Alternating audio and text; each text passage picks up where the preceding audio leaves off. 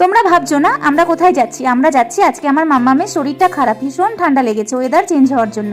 সেই কারণেই তাকে নিয়ে ডাক্তারের কাছে যাওয়া হচ্ছে, কিন্তু তার ওই যে একটাই আবদার, সে তার পিপিকে ছাড়া কোথাও কখনো যেতে চায় না, তাই আমাকে আসতেই হয় ওর সঙ্গে। আমরা ট্রেনে উঠে পড়েছি এখন।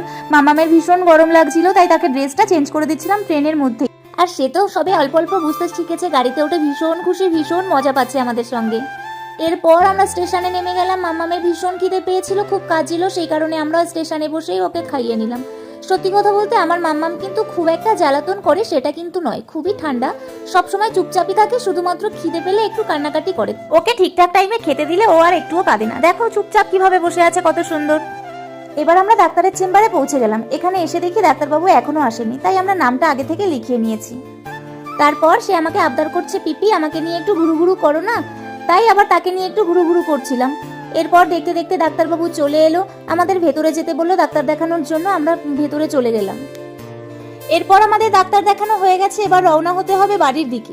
কিন্তু বাড়িতে যাওয়ার আগে মাম্মামের তো ভীষণ ঠান্ডা লেগেছে, ও একদম দম নিতে পারছে না, ওর দম নিতে ভীষণ কষ্ট হচ্ছে। ওর কষ্ট দেখে আমাদেরও ভীষণ কষ্ট হচ্ছে প্রত্যেকের। কিন্তু একটা জিনিস দেখো, এতটাই আমার মাম্মাম ঠান্ডা যে ওর এত কষ্ট হচ্ছে তবুও কিন্তু কাঁদছে না। তাই আগে ওষুধ কিনে ওকে আগে খাইয়ে নেবো, তারপর বাড়ি যাবো। চলে এলাম স্টেশনে, ও ঘুমাচ্ছে দেখে আমরা একটু আইসক্রিম খেয়ে নিই। এখন বাজে 3টে, আমরা গেছিলাম 11টার সময়। এতক্ষণ লাগলো আমাদের ডাক্তার দেখাতে। এবার আমরা বাড়িতে যাব। টোটো স্ট্যান্ডে চলে এলাম। প্রথম টোটোটা ভরে গেছে বলে দ্বিতীয় টোটোতে উঠে পড়লাম। তোমাদের সঙ্গে আবার পরে দেখা হবে, টাটা।